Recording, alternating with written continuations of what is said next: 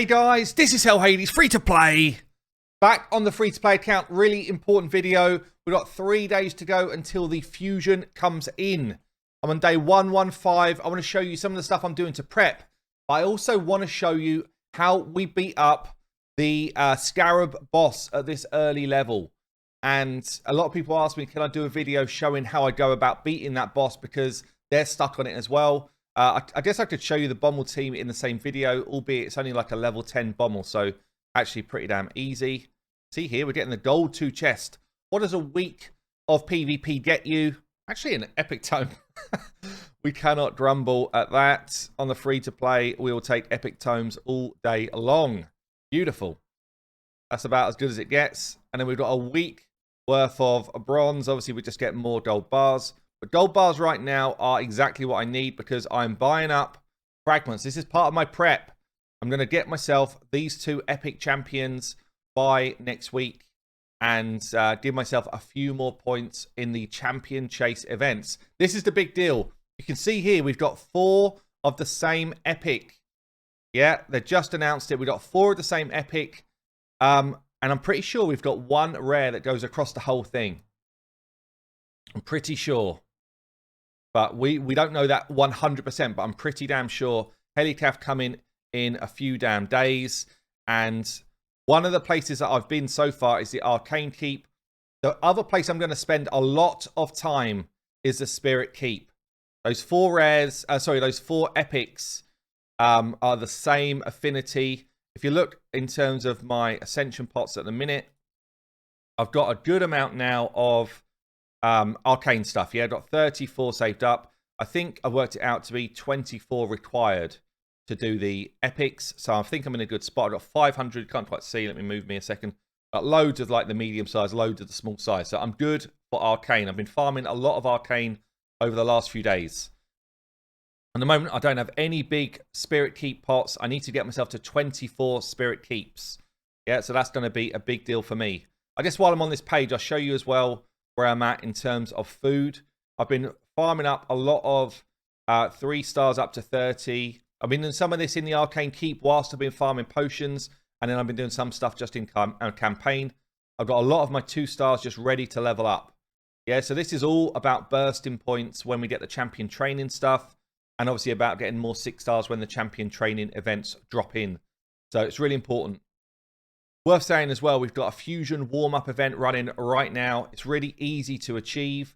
I'm leaving the energy in there. Yeah, I don't need the energy right now, so we're just going to leave it there. This goes on for another 3 and a bit days.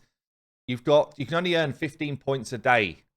So if you haven't started with this yet, you need to get started like right now. Shard at the end of it, another book, a couple of gems, bit of energy.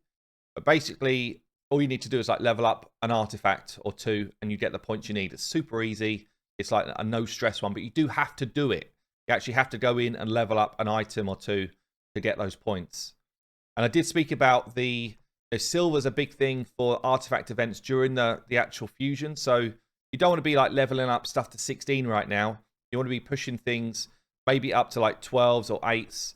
Actually, what I did, and what I'm going to show you again in this video, is I pushed some faction wars. I'm going to leave this stuff here until the actual fusion lands, but every faction now, I'm like, can I start 3-starring and getting my stars up on other things? And pretty much what it means is, can you get a team of 5 from your roster and give them level 8 gear? Yeah, so at the minute I can get through faction wars, so I've got 2 strong champions here, but the kind of supporting cast is weak. Just see if I've got anyone else in the vault here. Not really. So the supporting cast is a bit weak. All I need to do is put a couple of levels into them, that supporting cast, and put some gear on them. I'll give you an example of what that team's going to look like in this video as well. And you can see how we go from like 10 or so stars in a faction to maybe 20 stars in a faction like that, just from a little bit of effort. So that's something else we're going to do in this video today. So a lot to pack in. I've also been running my referral accounts. So they're now level 29, 29, 29. There'll be 30 today. They will not hit level 50 by the time the fusion drops, but I will get 3 void shards from the free referrals that I've done that I'm running on BlueStacks. Yeah, so I showed in the last video the how to get this fusion video, which I did a couple of days ago. I'll ping it at the end, how to do this. I've been running my own referral accounts, and I'm going to get these shards for this fusion. I'll keep doing them until I get the level 51s, but that will take quite a bit longer. But right now, I've got 600 energy and some good XP boosts waiting, and I'm going to have 3 void shards as well by the time the fusion drops. Always in the market, always buying up the goodies. If I had more storage space, I'd also be buying up the 2 stars. Yeah, that's important to just kind of get your collection rolling. So there's a lot going on. There's a lot going on in the prep camp. I'm actually spending more time at the moment on the free-to-play than I am my main account. And you'll see if we look in the inbox, I'm just collecting the stuff that doesn't make any sense not to collect. But look at all of the energy just sitting in the inbox ready for fusion. I've got a lot that I've just not been touching. So let's get on to some Doom Tower, and I'll show you a couple of my teams. Okay, then here we go versus the SCARAB boss. Hi Katoon comes in as my lead. She's a speed lead. She gives me a speed boost, and she's got a decreased speed A1. Yeah, everything on this is about how fast can you get this to move? How fast can you start to break his shield before he starts to completely rip you apart? There's a couple of kind of strats to run on this. If you've got blood shield items, yeah, so if we have a look at my champion pool quick, I don't have many actually, but you get them from clan versus clan. Blood shield rings, blood shield amulets, whatever. Anyone in your main team that have got blood shield, if you can equip the whole team with blood shield, they give you a shield every time you hit. And if you're able to do that, then it makes this boss way easier. I don't have blood shield items, so I've had to throw someone in a shield set. My Master Butcher, who's carried me through Bommel, he's carried me through Hydra, is in this team just because he's in a shield set. That's it.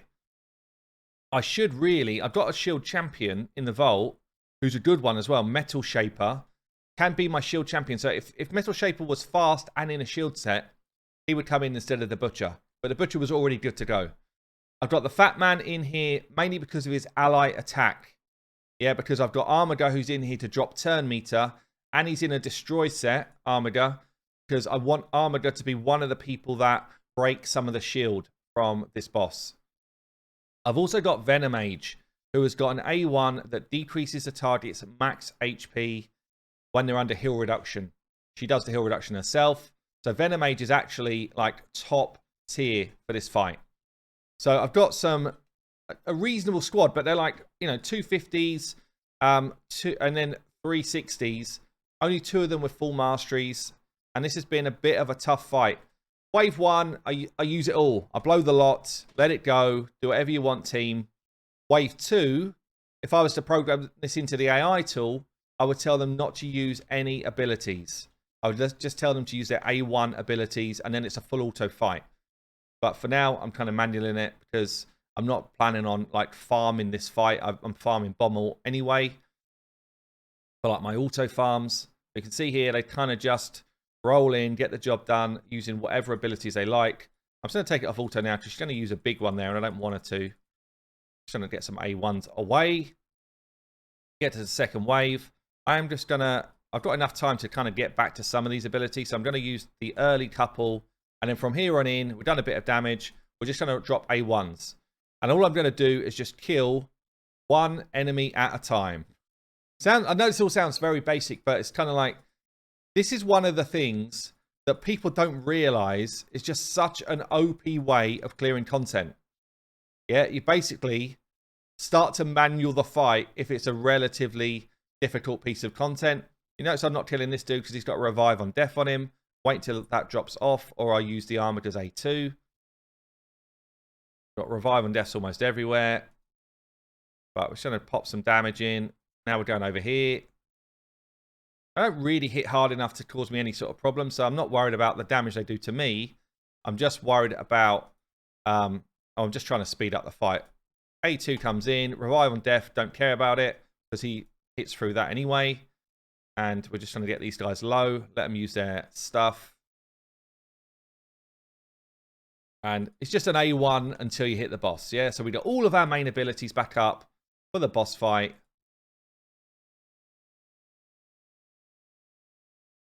And this is the secret to beating a lot of content in Raid Shadow Legends, right? Just Just stop using your main abilities when you don't need to and save them for the important parts of the fight. So we get through to the boss. And then the boss is a difficult boss. It's one of the hardest bosses in the game until you understand the mechanics of it. There's a few ways you can beat this fight. You have a shield champion, somebody who puts shields on your team, that puts shields on your team for the same duration as the cooldown of the ability. Metal Shaper, this created monster. There's a few others as well. Basically, if their abilities are booked, they will shield for the duration of the cooldown, which means that they always cycle back to their shield. If you can do that and keep the turn meter of the SCARAB boss down constantly, then you're golden. Yeah, that's all you need to do. Within those type of teams, you need a decreased speed A1 so that you're going to drop decreased speed on the boss. You need increased speed on your team, and then you need turn meter decreased champions, ideally one of them in a destroy set to beat down this. Eventually, if you get stronger in the game, you will want to bring in somebody like a champion in a regen set that drops poison when he gets hit or something like that. And then actually this is an easy fight. So what I'm going to do here, I'm going to go ally attack and hope that we get a decreased speed from high to tune. And we're also going to get turn meter drop here from my Armada. Also gives me a whole ton of buffs. You see the way we put decreased speed on, high to tune. We did the A1 from Venomage, which chunked the boss's shield. We did the A1 from Armada, which also helped me with the shield. I've got a choice now of either going A2 for a bigger hit or just A1 to keep his turn meter down. I'm going to do the A1. We're still chunking his shield at this level anyway. This dude's literally in here for his shield set, nothing else. So he's a bit of a waste of time at this point. Haikatu, now that she's landed her A1, decreased speed, we then choose to use her A2 with a chance to drop his turn meter. Haikatu's actually huge for this fight, such a good champ for this fight. Venomage, as long as there's poisons out there, will always A1 because it will chunk down this shield. There are plenty of other people that decrease max HP as well, but look at that. And the fight is kind of already won. Even if he takes control now, which he will before long, the fight is basically won. I could go in with the A2 here or just keep his turn meter down with the A1 whilst chunking it down again. Anyone with masteries here, you kind of want them to have the mastery which decreases turn meter with somebody's first auto. The shield is gone.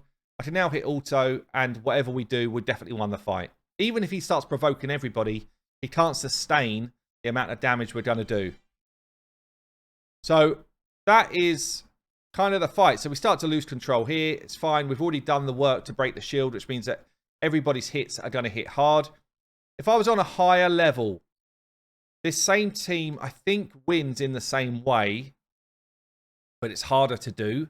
And it might be that Master Butcher actually needs to be replaced by someone who is going to add a bit more value. So it might be that I have to put a shield set on someone just a bit stronger.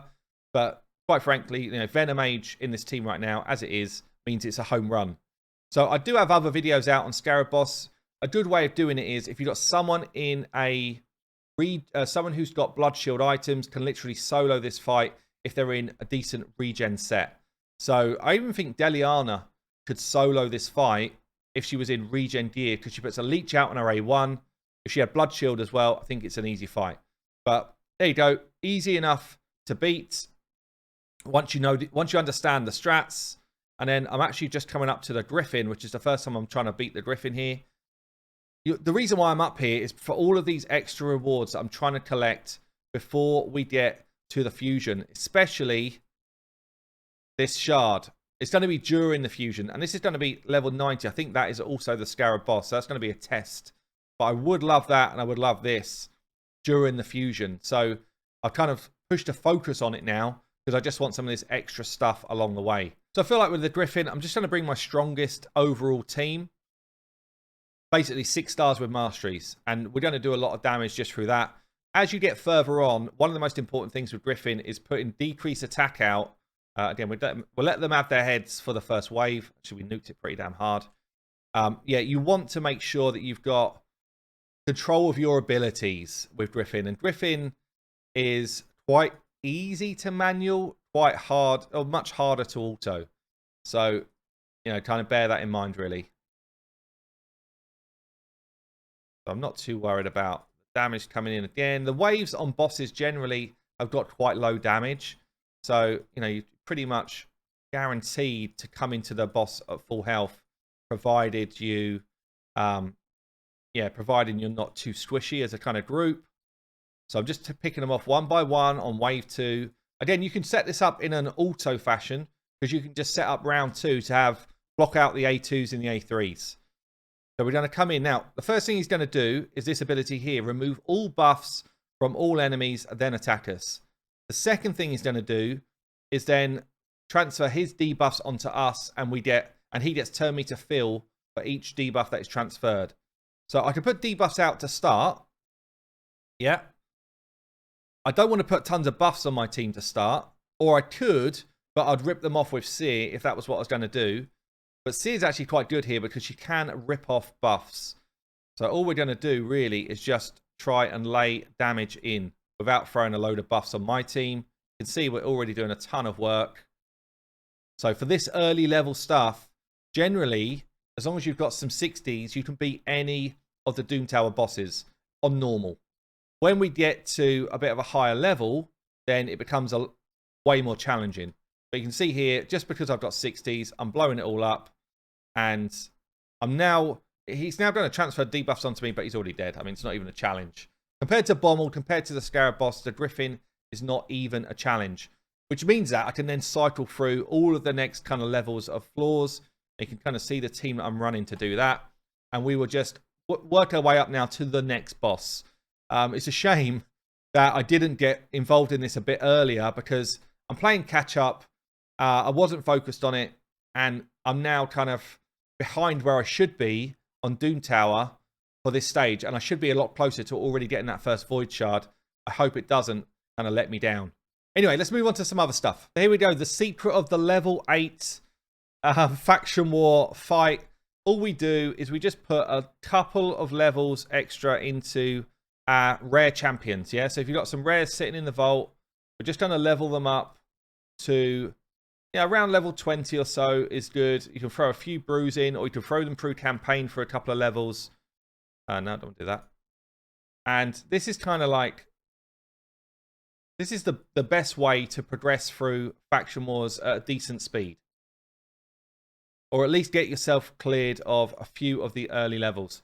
Obviously, you're probably looking at it like, well, you're wasting some of your brews for champion training during the events, and that's a fair comment. But I think that it's worth it for what I can get out of faction wars within the next few days.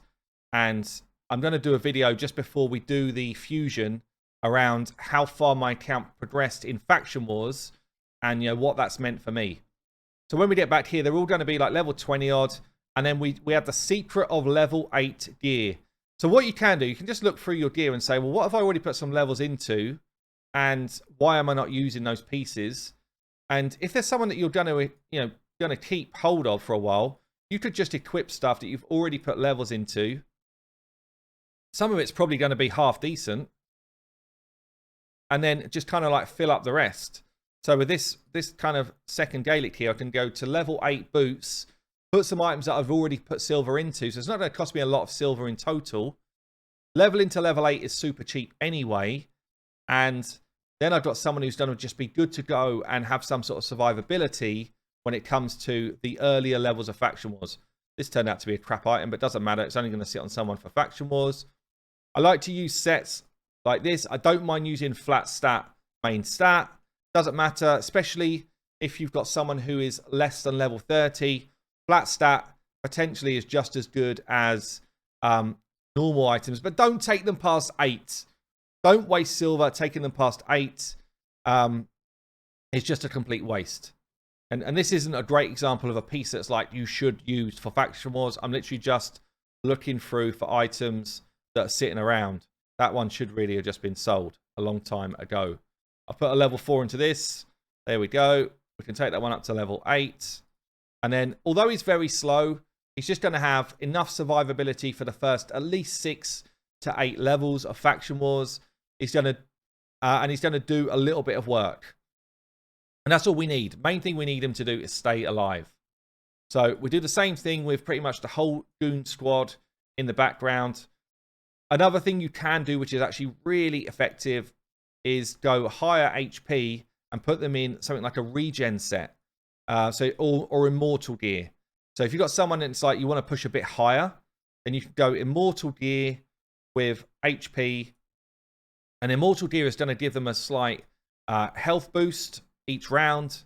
And as long as you've got, again, put them up to level 8, this will keep them alive if they're starting to take some damage. Another good option that's worth calling out here is if any of the ones that you're equipping have got AoE abilities, like a good cooldown on AoEs, put them in stuff like stun gear, taunt gear, maybe not taunt gear actually, stun gear, dazed gear, anything which is going to control the enemy is quite useful.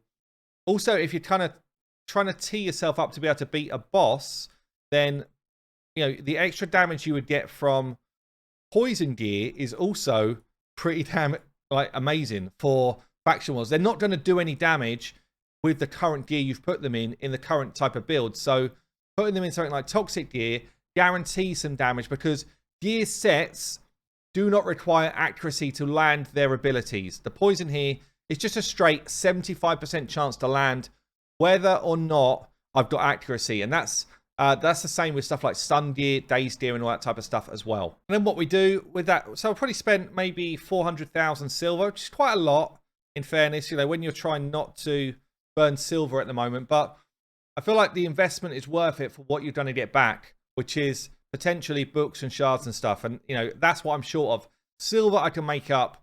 Shards and books and that type of thing, I don't really have another avenue of making those up. And you can see here, we're just kind of smacking our way through early levels because I've got strong champions to do that. And then even the weak guys now are not going to die if we take a hit.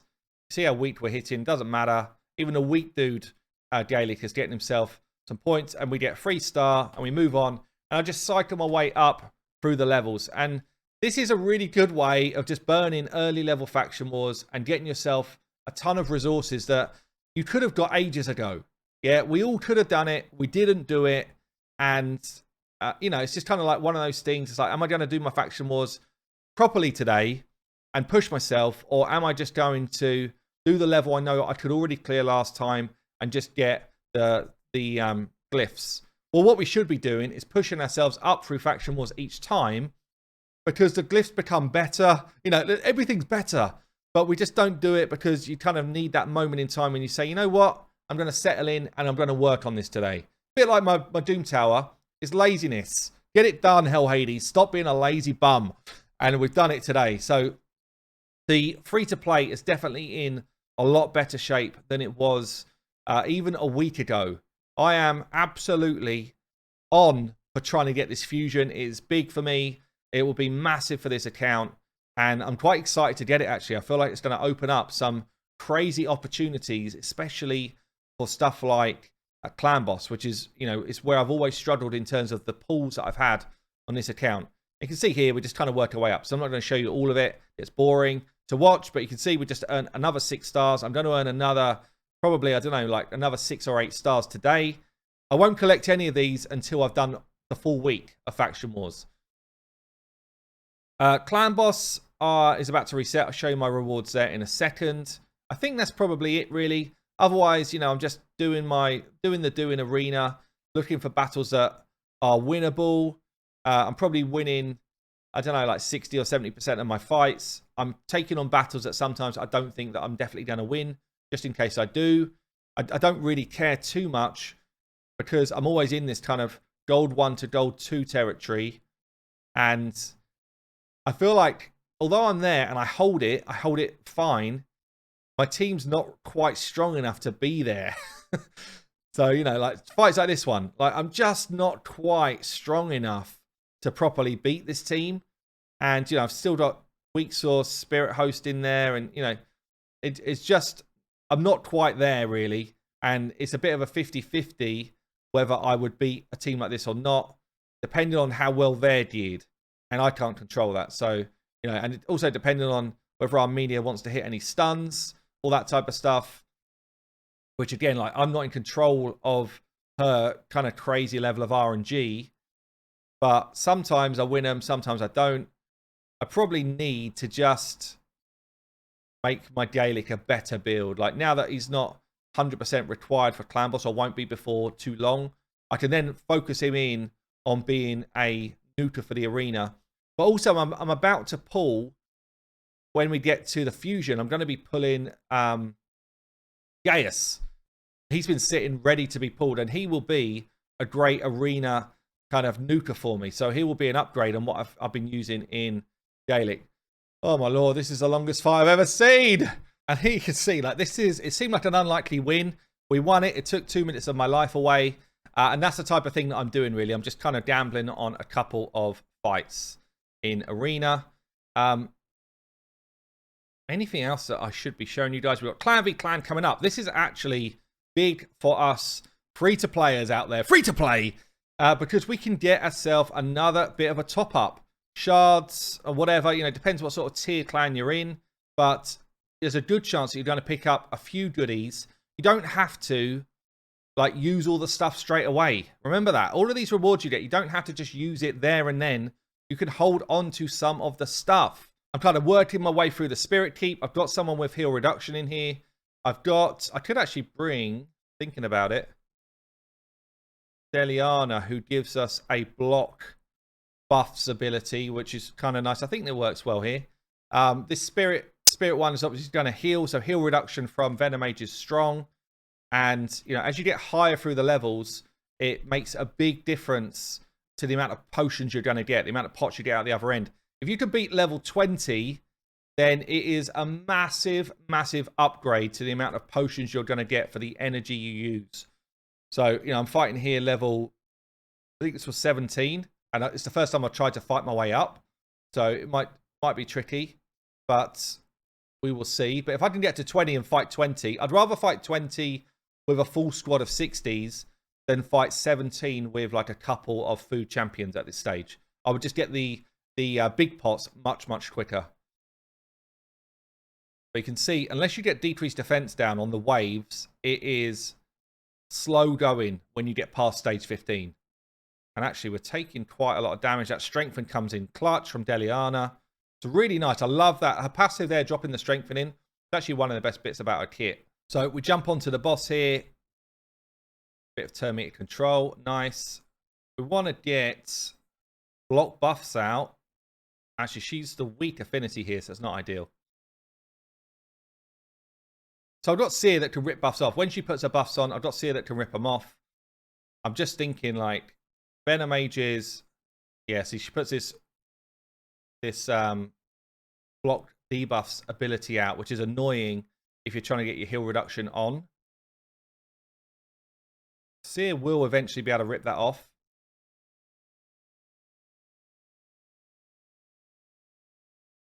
But I think I don't have a problem actually beating this boss. Now that I've killed the side ads, it's just a moment of time, you know, of getting the right abilities to land. Which pretty much is reliant on Seer wiping it away for the first time. There it is. And then we get heal reduction coming in from a Venomage. There it is. And then from this moment on, I think we're basically good. So, you know, Spirit Keep is where I would suggest you get yourself a lot of pots. I've said it once, I've said it twice. Get yourself some pots ready. And as long as you've got a few level 60 champions, you shouldn't really struggle with any of the keeps. Yeah, people say, why don't you do guides on keeps? They're just easy to beat. They're really easy to beat as long as you've got, you know, a reasonable selection of level 60 champions. The odd one like this one, heal reduction helps a ton, of course, but it's just easy to beat. I could beat it without heal reduction without too much problem. There we go. And then the higher level you go, the better the potions you're going to get. Let's just see if we've got our clan boss chest. Yeah, so what I'm doing at the minute, for Nightmare, it's a 4 key for me, and I don't always get my keys in. So I'm actually flipping between 1 day Brutal, 1 day Nightmare. 1 day Brutal, 1 day Nightmare. Because Nightmare are really where I've got my best chance at shards and better stuff. Albeit crap stuff today. Second chest. Boy, shard! It's big! It's big! Any shard is big right now. So I go Nightmare, double chest. Today I will hit Brutal and Hard. 1 key on each, and then I'll set myself up for a definite 4 keys on Nightmare the following day. That's the way I'm doing it. If I did 3 key Nightmare, it would be Nightmare every single day. I don't want to waste gems on keys for Clan Boss because I need my gems for everything else. But damn, lots going on in the video. Look, it's a fun time. There's a lot of stuff we're kind of getting ready for, and I hope you guys are in a good spot getting ready as well. I've been Hell Hades, free to play. I will see you later.